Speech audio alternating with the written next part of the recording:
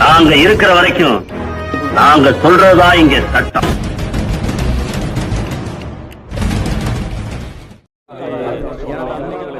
எனது அன்பார்ந்த வணக்கங்கள்.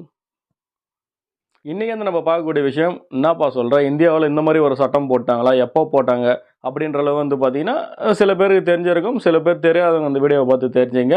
அப்படி என்ன சொல்லுது இந்த சட்டம் அப்படின்றது வந்து இன்றைக்கி நம்ம வீடியோவில் பார்க்க போகிறோம். தொடர்ந்து உங்கள் ஆதரவு கொடுங்க, சப்போர்ட் பண்ணுங்கள். சட்டம் சம்பந்தமான விஷயங்களை தெரிஞ்சுக்கினா மறக்காமல் நம்ம சேனலை சப்ஸ்கிரைப் பண்ணிவிடுங்க. வாங்க வீடியோக்குள்ளே போவோம்.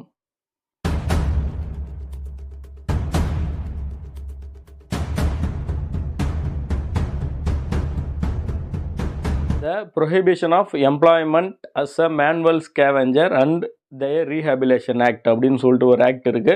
2013 வந்த ஆக்ட். இந்த ஆக்ட் வந்து எதற்காக வந்து அப்படின்னு சொல்லி பார்த்தீங்கன்னா, எல்லோரும் வந்து மனிதர்கள் வந்து சமம் அப்படின்னு சொல்லுவாங்க. சட்டத்துக்கு முன்னாடி அனைவரும் சமம்.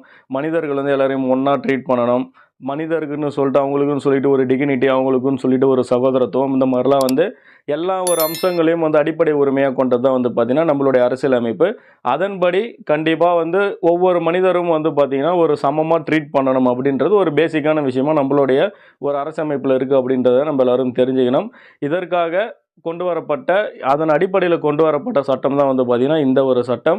இதில் வந்து என்ன சொல்லியிருக்காங்க அப்படின்னு சொல்லி நம்ம பார்த்தோம்னா, சட்டத்தின்படி யாராவது ஒரு நபர் வந்து ஒரு தனி ஆட்களை வந்து ஒரு அவங்களோட செப்டிக் டேங்க், வீட்டில் இருக்கிற செப்டிக் டேங்க்கையோ அலுவலகத்தில் இருக்கிற செப்டிக் டேங்க்கையோ அல்லது வந்து ட்ரைனேஜை க்ளீன் பண்ணணும். அதாவது மனித கழிவுகளை வந்து நேரடியாக வந்து கான்டாக்ட் பண்ணுற எந்த ஒரு வேலையை செஞ்சாலும் வந்து அது சட்டப்படி குற்றம் அப்படின்னு சொல்லிட்டு இந்த ஒரு ஆக்ட் சொல்லுது. இந்த ஆக்டில் வந்து முக்கியமாக சொல்லக்கூடியது, ஒரு செப்டிக் டேங்க் அடைச்சிருக்கு, ஒரு ட்ரைனேஜ் வந்து அடைச்சிருக்கு அப்படின்னா நீங்கள் வந்து பார்த்தீங்கன்னா கவர்மெண்ட்டுக்கு, முனிசிபாலிட்டிக்கு சொல்லலாம். முனிசிபாலிட்டியிலேருந்து வந்து பார்த்தீங்கன்னா அதுக்குன்னு சொல்லிட்டு ஆள் வருவாங்க.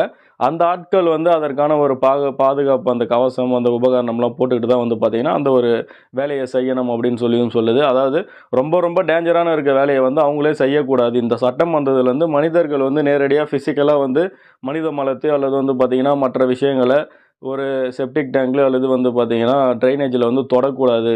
அது எப்படின்னா ஒரு மிஷினை வச்சு தான் வந்து பண்ணணும் அப்படின்னு சொல்லிட்டு தான் இந்த ஒரு சட்டம் சொல்லுது.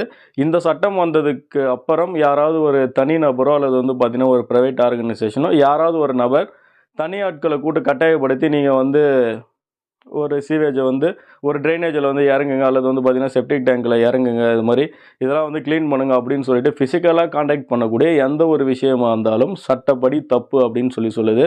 இந்த சட்டத்தின்படி யாராவது ஒரு நபர் வந்து வலுக்கட்டாயமாக ஒரு நபரை கூட்டு ஒரு மனித கழிவை வந்து அகற்ற சொல்லுவதோ அல்லது வந்து செப்டிக் டேங்கில் இறங்க சொல்கிறது வந்து பார்த்திங்கன்னா சட்டப்படி குற்றம். 2 வருடம் வரைக்கும் தண்டனை கொடுக்கறதுக்கான வாய்ப்பு இருக்குது. 2 லட்சம் ரூபாய் வரைக்கும் ஃபைன் போடுறாங்க. தொடர்ந்து அதையே பண்ணிட்டு வந்தோம் அப்படின்னா 5 லட்சம் ரூபாய் வரைக்கும் ஃபைனும் 5 வருடம் வந்து சிறை தண்டனை கொடுக்கறதுக்கான ஒரு லா வந்து பார்த்தீங்கன்னா இந்த ஒரு ஆக்ட் அப்படின்னு சொல்லலாம். இது வந்து நான் பெயிலபிளும் கூட. அதாவது நீங்கள் வந்து பெயிலில் வெளியே வர முடியாது. ரொம்ப ரொம்ப வந்து ஒரு கடுமையாக இருக்கும் அப்படின்றத நீங்கள் எல்லோரும் தெரிஞ்சுக்கணும். அப்போது நீங்கள் ஒரு வேளை வந்து ஏதாவது அடப்போ அல்லது வந்து செப்டிக் டேங்க் க்ளீன் பண்ணணும் அப்படின்னா நீங்கள் முனிசிபாலிட்டிக்கு சொல்லிவிட்டு அவங்க வந்து பார்த்திங்கன்னா அதை எப்படி ரிமூவ் பண்ணணுன்றதை அவங்க முடிவு பண்ணி பண்ணுவாங்க.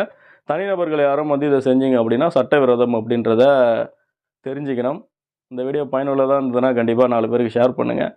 இன்னொரு வீடியோவில் சந்திக்கிறேன். நன்றி, வணக்கங்கள்.